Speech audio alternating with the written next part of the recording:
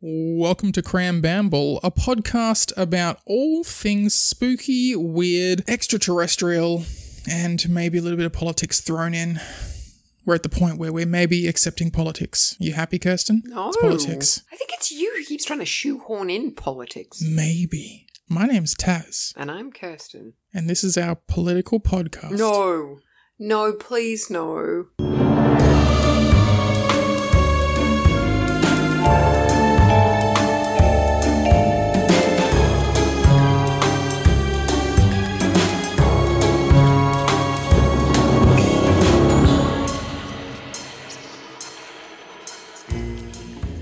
I have a theory. Is it a political theory? Maybe. It depends how deep it goes. Okay. Okay, So so anyone... precipice of this rabbit hole. Precipice of the Rabbit Hole. That's a good title for a novel. It is, isn't it? It sounds like a... Precipice of the rabbit hole. John Grisham. He does like... Oh, yeah. He does like the weird political ones, right? No? He does crime novels. Even better. Precipice of the Rabbit Hole. Actually, I'm not convinced that that's even true. Didn't he do... I want to say... No, that's a Stephen King novel. Who wrote The Pelican Brief? There. Thank you. John Grisham. I thought so. Thank you. I was like, it's a court case one. Yeah. This has nothing to do with my theory, but it was a good little bit of information. John Grisham. That's a name. How good's that for crazy? Remember I said I store information in my brain? Yes. And it was just like John Grisham, Pelican Brief. And I have no reference for it. It's just there. It's like your library cart of knowledge. It hasn't been filed on the shelf yet, but it hasn't quite left it's the totally desk. on the shelf, but there's nothing else on the shelf with it. You know, it's a standalone fact. Oh, speaking of empty shelves, this is exactly what I'm talking about. So anyone who is aware of, the current goings on in Australia, there's toilet paper madness. Yeah. And I've been speaking to obviously a lot of people about it because it is the hot topic item to talk about and wondering why it's happening. I have a theory. Can I just confirm? Yes. For our listeners that I thought it was all just media spin. Oh, everyone's buying up toilet paper. I literally went to the shops today and it is like a wasteland just in the toilet paper aisle. Everything else is on the shelves. All the canned food and water and food you could ask for. But for some reason, toilet paper, non-existent. And that's why it's weird, because you'd think on the precipice of a rabbit hole of some sort of imagined, even if it's just psychotic imaginings of people who are very susceptible to the media, canned food, water, those are the things that you would get. Yeah. I even went down the medicine aisle. You'd think that would be stocked. Or even the pet food aisle. You'd think you'd stock up on pet food. So, it is a specific item that, as far as we know, because I'm sure they would have been splashed on all the kind of meme and social media sites we know of, it hasn't been specifically mentioned as a must-have for preparation. It is a specific item, but it's not so obscure that you'd be like, oh my god, why are people buying bouncy balls? Would be out of the realm of toilet paper. You're like, I kind of get it. It is very specific, though. I think it is either the beginning, middle, or final stages of testing a subliminal message. How fine-tuned can we get it? We need confirmation. So people freaking out over a potential outbreak, anything like that, the whole World War III kerfuffle we had in January, you could test those kinds of things. But to really test a subliminal message, let's see what percentage of a specific population in an area, the whole country, for example, through whatever medium, whether it be radio, TV, maybe it's on all of it. What percentage can we directly affect with this subliminal message? Now, obviously, there's going to be a slight variation because not everyone listens to the radio. I don't listen to the radio. I listen to my music streaming services. I watch Netflix. So maybe that's why our generation hasn't been affected. Yeah, because originally I thought it was a specific age. Crazy white people over the age of 40 are really into watching real stupid news and believing all the nonsense they see, like the Sunrise and Today Show and all that jazz. But it does even seem to be younger people. So I think maybe through the radio and public access TV, a subliminal message has been broadcast to get people to specifically buy up and hoard this one item to see how effective that subliminal message is. Because they tested subliminal messaging, I think 40 years ago, and they found that it didn't really work. Yeah, fine-tuning maybe? Yeah. And I'd agree and say, why would they give up on it? if they could influence people to buy things, Yeah. why not? Yes, I mean, Because it is such an odd thing to stockpile. specifically and by itself. Because it's like not a perishable item. Yeah. You know, let's say it was post-apocalyptic land. You're going to go out and be able to find toilet paper. Like, you can go to a warehouse and it'll be floor to ceiling. Like, it would be the last thing on your shopping list. You'd be going to go and get bottled water because, you know, the plastics can degrade over time. Yeah.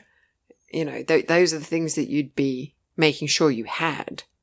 And canned food and things. I know that's not non-perishable, but... Baby food. Yeah. Baby food always sells out when people... Yeah, formula. Cyclones, when I lived in Darwin, if Formula. there was... Remember the formula debacle? Nappies, Mm. baby food, canned food, but baby food specifically, like mothers going, if there's a cyclone and everything shuts down for a week, I'm going to need baby food, and the shelves would be emptied of it. And baby formula or baby food was never an entire aisle. So that being cleaned out was what, maybe half at most of a particular aisle, one side. So really a quarter of an aisle. You'd be like, oh, well, you know, they're preparing for this. Milk, sure, maybe, but it's always things you don't need to refrigerate, but specifically toilet paper, for, in what we're being told at least. Maybe that's just the media doing their follow-up. Tell them it's because people are worried about coronavirus. That's why they're buying toilet paper en masse. Oh, yeah, they've seen that the coronavirus is there and they're like, this is the time to launch, guys. Yeah. This is the time to launch our subliminal messaging. And that's why people like you and I, who don't watch any sort of free-to-air, listen to the radio, we literally have Netflix and podcasts. That's the only thing we consume. Yeah. So to subliminally message to us would be quite difficult. Yeah. Yeah, and I guess that's the percentage as well, where you find out, oh, What? He's giving me this look, everyone. 4 or 5 months ago, the old dude that came to our door and gave me the survey to fill out. I had 10 of them to give out, and it was specifically, how often do you listen to radio broadcasting and what channels, what times of day? It was all about radio. And he had to go to 5 different locations and hand out 10 people on that street, and he was one amongst however many, and their whole thing was, I'll fill out the survey and you can win a voucher to Bunnings or something like that. Oh, man. Wow, it's all tracking. I bet there's so much other stuff that because, you know, what's the term they use when they have a sample, part of a sample group? I only got one of those sample testings. Maybe there were like so many other things. Maybe there's been, because I don't listen to it anymore. When I lived in Brisbane, I was on, I can't remember the name of it, but it was a group that you would win tickets and stuff if you did surveys about the radio stations you listened to. Okay. I can't remember the name of it, but it was something like that. Hey there, listeners. Future Taz here, just added in the episode. The name of that particular survey program is Sound Booth. So you've got all these sample setups going through with all that data going to whomever it goes to. Maybe it has to be radio waves. It makes sense. It's free. People are listening to it at all points of the day. And I was just thinking it may not even be subliminal messaging, but you know how those clairvoyants... Mm-hmm. And you know how they've got those shows where they're like, mind reader. Yeah. And it's actually because they plant ideas. Yes. In your head. Like is it cold reading? Is that what they call it? Something like that. Or that's part of it, I think. I think cold reading is part of it. The start of it, they can also predict, influence the way you think. That like incepting the idea into your head. Exactly. Yeah. So there was one that I watched, and I'm going to really just do a botched job of this, but I'm just going to come across it, Okay. Go over it very quickly. Yeah. So he would start by telling a fun story about, how he got on his way to the show, and then chat. And, then he would ask everyone in the audience to pull out a paper and a pen that was underneath their seats and draw 4 objects. Mm-hmm. All right. And then at the end of the show, he revealed that the 4 objects were like a Christmas tree, a triangle, and a potato, whatever. Okay. But everybody drew the same things. Because those key points in the story that he'd kind of dropped to put it in their head. Yeah, he mentioned Christmas, he mentioned trees, but all spaced far enough apart and in a story that you would never have noticed. Like it was so organic. So you think a similar kind of message in a broadcast somewhere? Yeah, it may not be like what we think of as subliminal messaging, which would be like a frequency below our conscious hearing. But actually like that verbal suggestion in some way patterned that our brains would connect it together and go, we need toilet paper. Yeah, exactly. So it would have connected coronavirus to toilet paper.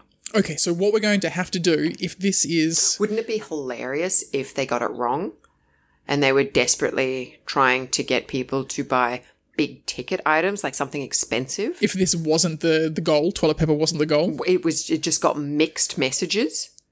So it was actually for everyone to go and buy, I don't know, a Dyson, something expensive, or a water purifier. That would make sense to buy. It'd still technically be a success on some degree because they got a result. I know. Maybe not the result. It would be so funny if they've spent, 10 years and billions of dollars doing the R&D for this subliminal messaging. Oh, unless it's literally just Dyson. They're like, damn it, Kleenex is laughing at us now. I know. Oh. Kleenex is like, oh, thanks, guys. Can you imagine being the guy that was in charge of that, like the project manager from Dyson, let's just say, who has gone and organised that, and now for the rest of his career in Dyson, everyone walks past going, hey, TP, how you going? You're the toilet paper king. How funny is it for the other organisations, though? So your Kleenex has always done very, very well. Yes. And your other They're essentially brands. a necessity. But all those random organic brands that no one ever buys are also just having their heyday, best sales they've ever had. Because it's every brand, It's all toilet paper's gone. And Viva Towel for the same reason. And tissues. There was no tissues left. People just need paper for their butts. It's crazy. Oh, it's just... Get a bidet. I wonder if their sales are going off and we just haven't looked into that because it's not as big a market. We should look into that. See if the bidets... They're just sold out online, I think. Yeah. You reckon? We should look into that. Look into getting a bidet. I want one. I've always wanted one. You've always wanted a bidet. I'm always very worried about that, but I don't want to get into that conversation because it's essentially toilet humour. I know, it was terrible. You did laugh at me saying butt as well. I thought it was an intentional pun. It was not. So I've written down here. Mm-hmm. We were talking about ghosts none too long ago. Yeah. And then you were also talking about a house you used to live in that was kind of split down the middle. Yes. Which was hilarious. Not hilarious. It was odd at the time because the previous conversation we were having had led into a thought and then you literally said something where my brain was like, that's literally what I've just been thinking. Ooh. What if ghosts that are walking through walls... Because we were talking about renovating an old spooky house because the background of my computer is a spooky house. Yes. You buy an old spooky house. It's rotted through. So you break down all the walls, but you've still got your brick base, your main brick walls, that kind of thing. Yep. So you rebuild the house, but you change the way the walls are. What if ghosts walking through walls are just following the pathways they used to follow, but you've put a wall there, or someone else has put a wall there? So they're following like a pre-programmed track if they were in fact an echo, like the whole echo ghost theory. And that's why we're like, oh, it's definitely a ghost because it walked through the wall. And it's just following its own designated track. Doesn't even know you exist. It's just doing its little train loop. But you've at some point put a wall there. That was my short thought about ghosts. I've thought about that previously as well. When they build on ancient Indian burial grounds. Ooh, never a good idea. No. Never. But maybe the ancient Indians didn't even know the house was built there. Oh, so they're just going about the same kind of... Exactly. The same loop, the same... And they had such a tragic death that they would be, like, coming out of the grave fighting. And that's why it's always such a terrible smashing haunting. Stuff everywhere. Yeah, exactly. Starts to lose the thought of its own identity, so it stops being what it looked like in life and is now just a formless mass of anger and rage. Exactly. That's what I was thinking. I like it. I like it. Which brings me on to my thing. Yes. I was listening to Neil deGrasse Tyson today talk to Joe Rogan. Good boy, Neil. Yes. Yeah. And they were talking about the fourth dimension. Okay, I'm interested. I love this stuff. Yeah. And it was actually really funny because he was talking about how right Monsters, Inc. got it. That's with the doors, right? Yeah. Okay, yes. He was like, yeah, they've mastered fourth dimension technology. And he explained it really, really well. Okay. He was saying that, let's say you've got a table in front of you, which we do. Which we do. Fantastic. Visual aids always help me. Yep. And I've got a piece of paper on the table. Mm-hmm. Now, if you were a two-dimensional being sitting here on the table, you would be able to see this huge piece of paper expanded out in front of you, yeah? Yes. All right. But if I were to pop that up vertically, yes, the whole thing's disappeared to you. Yes, except for the very thin edge there. The tiniest, thinnest edge. But, I mean, even if I put it on the side and you're standing here, now it's almost invisible. Mm-hmm. But the huge piece of paper still exists. Yes. But in a third dimension. Yes. And that's how the fourth dimension would work. I have heard the same concept explained for a different thing, and it is just as mind-bendy regardless of the application, and I love it. It was when they were talking, I say they like you know who I'm talking about, it was on a Dungeons and Dragons podcast about I meant gotcha. It's funny you say gotcha. About the elder gods, so essentially Lovecraftian Cthulhu things where they exist in the fourth dimension. And it was the exact same explanation. Oh, Imagine you are a little two-dimensional cartoon person walking along. You live in 2 dimensions, length, width. You walk along, cool. If you draw a circle on that page next to little 2-dimensional Kirsten, you see the circle. It exists for you. Yeah. Now, if I press my finger on the piece of paper, you live in 2 dimensions. All you see is my fingerprint appear out of nowhere in 2 dimensions. There's no third dimension. You don't see a finger pushing into your world. You see that. So now we live in this world. Exact same thing you've said with a different analogy, which I love. And I never thought about Monsters, Inc. being like that. Yeah. That's cool. I know, right? I always imagined it. Such a cool. I imagined it as an alternate dimension, not additional. Or a wormhole. Yeah. Yeah, I thought they were creating like wormholes. So, and the whole premise is the same thing, albeit instead of cute, fluffy Sal and Mike. Mike's the green one, right? Mike Wachowski. Mike Wachowski, who was a stand-up comedian in college. I haven't seen the college one, but apparently it's funny. Not as good? Oh, I loved it, but okay. I love those movies. I need to watch that. There's so many movies that we discuss while doing this podcast, and we're not even a movie podcast. But back to that, the Elder Gods. Yeah, so you pressing your fingerprint, 2-dimensional Kirsten is going to see that and be like, oh, that's cool. But if you then force your entire finger like that, if you force your entire... It's a giant's finger. Yes. It's crop circles. But imagine how mind-bending it would be if you lived in this 2-dimensional world and then suddenly this 3rd-dimensional finger that is no longer just a fingerprint but an entire thing, and it is outside of your understanding of time and space, which is why you go mad. Yes. So all these Lovecraftian seeing the Elder Gods did drive you insane. But because until you get to that madness where your brain clicks and accepts this 4th dimension, you see tentacles and weird eyes and smoke and mist because you're accepting the 3rd dimension side of it. And that's why the characters in Lovecraftian stuff go mad. It's not the horror of a giant squid man, but it's their brain finally accepting and allowing itself to accept a dimension it can't understand, which is why it snaps. And I was like, A, super cool. I love the whole 2-dimensional, 3-dimensional thing. B, I love that it's not the fear of something snapping your brain, but your brain opening up to a possibility that should be impossible and then going, I can't handle this. Yeah. I'm going to go blue screen now and make a Windows sound. And I'm like, that makes sense. I was thinking, right? So using your analogy. Not mine. I wish I could credit the original person, but I don't know their name. Using that analogy. Yes. Let's say there were 2 2-dimensional people.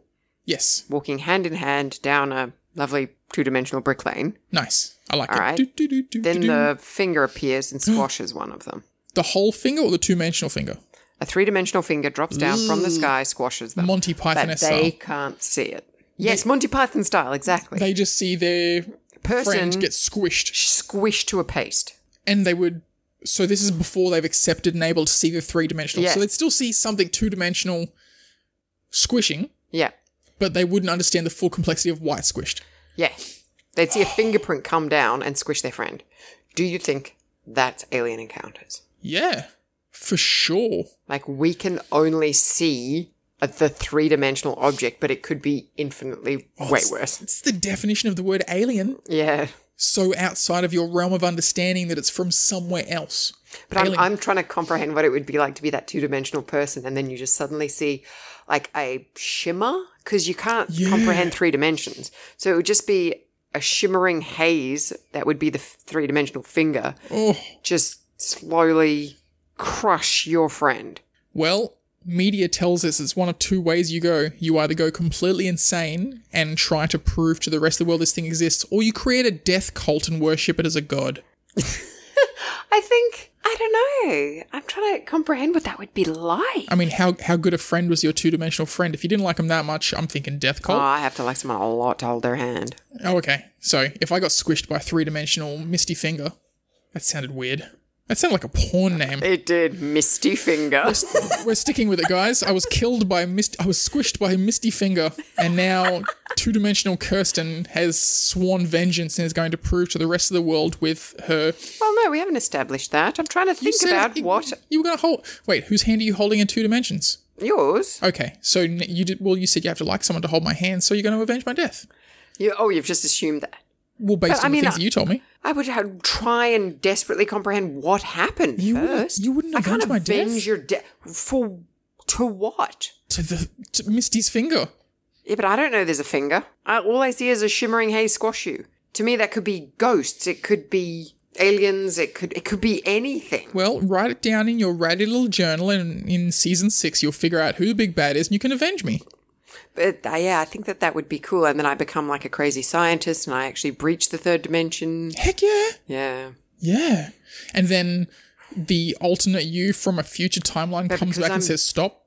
So small that I can actually climb into the body of the person whose finger it was. Oh. And like rejig their cells. And that's what cancer is. What if the key is you have to find... So in the theory where you're two-dimensional, they're three-dimensional, you need to find the fourth dimension. So in this world where we're three-dimensional, you have to find the fifth dimension to then out-dimension the fourth dimensional creature that killed me.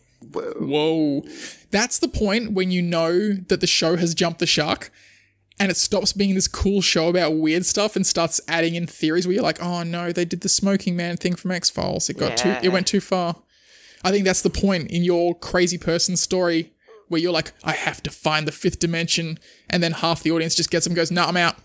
Click off. Sorry. You're the one who came up with that. I like how everyone's turning off the Kirsten show. Look. But I never said I would go and find the fifth dimension. I think by now our listeners know that out of the two of us, I'm the shark jumper. Yeah, no, I can definitely see that. That's the first piece of merchandise. A picture of cartoon Taz jumping a shark.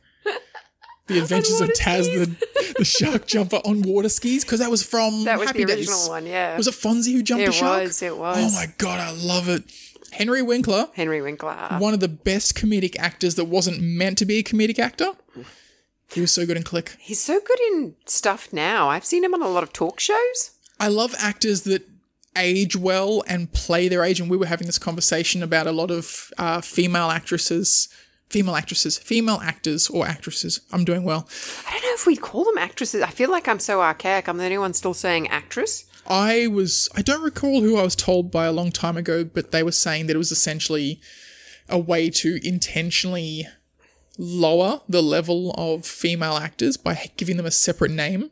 And so for a long time, I did refer to them as women actors. Oh. And then it got to the point where I was like, English is so stupid that I don't know if I care anymore. I don't say actresses because I think they're lesser. It's just a word that I learnt. Yeah. But I will bounce between the two. You've probably noticed that sometimes I will. Me too. Well, no, I won't. It's always actors and actresses. Sorry. Yeah.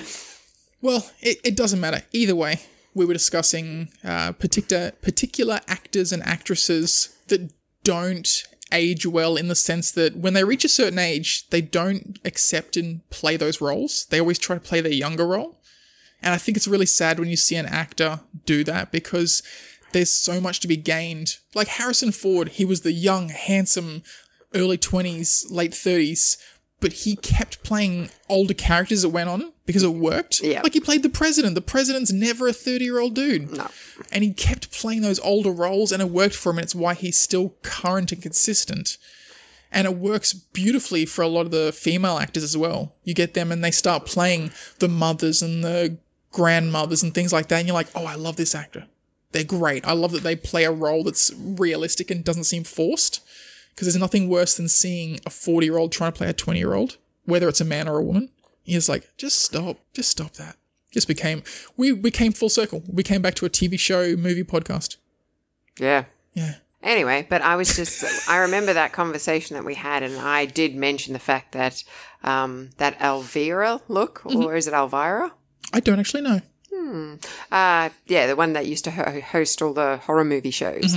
that is such a classic look, and I like the fact that it's still present today. The big hair. Well, it's not even so much that, okay, maybe not the height of the hair. I think it has dropped a little bit. That white, that porcelain skin, the ruby red lips and the black. And I love the fact that goth look is still relevant. Yes. Because it is so timeless. Gothic is timeless. It's so timeless. It's 700 years old, Gothic. Like even the term, like that Gothic time period, it's still popular. They're completely different, though. Oh, I didn't know that. Yeah, no, Gothic architecture and the Goths. And the Goths used to be like the Mongols in a way. Oh. Yeah, they did sacking and stuff. Oh, they didn't wear black and lace or, none of that happened. I like them even more now. Yeah. Do you think they used German longsword techniques? Oh, they may have. And yes. Taz is deliberately dropping that into the podcast because that's what we did today. It was so much fun. With some German longswords. Yes, the German longsword fencing style. I learned so much and I've enjoyed it, and I'm going to go back and do more of it and branch out into other areas because I think this is the key to defeating the infernal menace that we have in our world. I think so too. I think it's a really good, especially we get a nice silver sword. Mm-hmm. That's just going to be super useful. We can get the salted iron that we were talking about previously. That was the other thing I noticed about our podcast is the fact that I say super a lot. Oh my God, that's going to be super blah and super blah. I like the word super. It's also timeless. Thank you. Because uber can be overused, but super, not so much. I don't know. I feel like I could pepper a few more Ubers into my supers. Well, as long as you don't overdo them. Too many Ubers can spoil the broth. Something like that. I'm imagining now like little cars in a soup pot.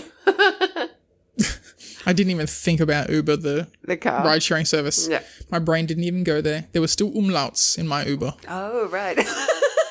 I'm imagining a guy transporting umlauts. 2 little dots above him. Just driving umlauts around. Oh, that's funny. Are you that sounds like umlaut? A euphemism for Germans. Oh, yeah, I got the umlauts in. It does, doesn't it? It's less offensive than kraut. It really is. Is kraut because they eat sauerkraut? Yes. That was popular during World War II. Oh, and that's why the Brits were called limeys. Yes. Okay. Yes, yeah. Because they would eat lime when they travelled across the sea during the days of their naval superiority.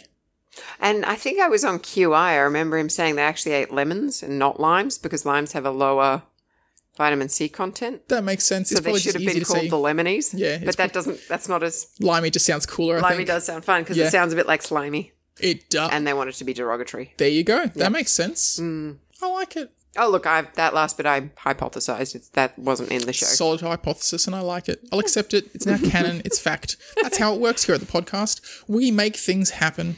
Oh, that was actually the point of the fourth dimension the reason why I brought it up. I'm sorry, I didn't mean to take you away from that. No, because when we even started the podcast, I want to talk about the fourth dimension, but I can't remember why. All right. Lay it on me, soul sister. Do you remember when we solved the Bermuda Triangle? Oh, I know that we solved it, but I don't remember how or when. It was somebody putting 2 bags of holding into each other. Why would you do that?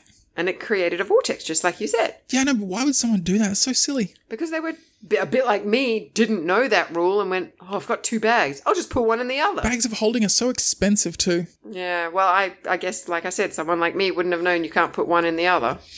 You hear that, guys? Never trust someone like Kirsten with your bags of holding. Someone who doesn't read all the books before they play. I'm like, I've got the basic idea. Let's go. Okay, so we solved the Bermuda Triangle. Congratulations to us. Well, I was thinking maybe we didn't, and it had something more to do with the fourth dimension. Oh. Yeah.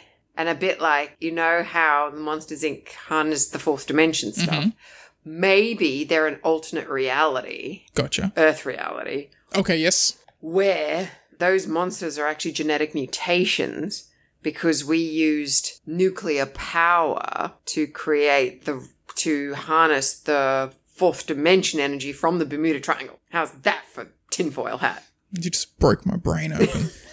You just broke my brain open and I can't function anymore. So yes, all those monsters they had very humanoid gaits and proportions. So they could be us, but with serious genetic mutations. We just Chernobyl those poor guys. Yeah, except that didn't happen. Like, I love in the movies, they're like, oh no, he had gamma radiation, and that made him the Hulk. That's the good one, right? Gamma radiation. That doesn't do anything bad to you, just gives you superpowers, right? Yeah, okay. Sweet. But yeah, in all the comic books that we used to read when we were young, like, particular radiation would give you superpowers. Yes. Or, oh no, he fell in some nuclear waste and now he's incredible. Toxic Avenger. Yeah. Yeah. And in reality, if anyone's they just die. Like, they don't get any limb. Well, I guess the babies didn't they? Possibly. Not so much Chernobyl, but Hiroshima. There were a lot of kids born with extra limbs and keep in mind, this is also Soviet Union. Like, it was still Cold War when they went down. Oh my gosh! So all the total cover. They're all in bunkers somewhere. Yeah, I love the creepypasta stories about military squads being sent into Chernobyl for quote unquote receiving military documents. They had to go get them, but it was really just trying to contain the creatures that were coming out of there. But that's a much longer conversation than the time we have, because we have passed the limit that we normally run to. Oh my gosh! Well, there we go. There's a can of worms we can. There you go. Reseal and pop in the cupboard for later. I hope you guys enjoyed the episode. I hope you're not too scared. I hope you're enjoying your massive stockpile of toilet paper, you plebs. Do we have any Australian listeners? Yes. Oh, okay. Yes. 50% of our current listeners are in Australia. No, seriously, guys, if you've got a stockpile of toilet paper... Stop listening to the radio. Yeah, not even that. But, I mean, some of us only want a couple of rolls. That happened to a woman recently. She just went into the store to just get just enough for her and her family. Yeah. There were none left, but there was a lady with 16 cases of it in her trolley. And she's like, can I just have one? Come on, guys, be considerate. It's the Australian way. And Think the woman about your said neighbour. no, and then they had a fist fight. Yeah. But that's Australia. That's ridiculous. I'm actually for the first time in a long time this entire year very disappointed in a lot of Australians. I know, right? Usually we're the Aussie battlers. We came together so well with the bushfire situation, and now we're falling apart over toilet paper. And the recession. Guys, we all banded together and we sailed through the recession. Guys, pull your thumbs out, get your socks up, stop being drongos, and love each other. This has been Kram Bamble. My name's Taz. And I'm Kirsten. Catch you next time, people. Bye.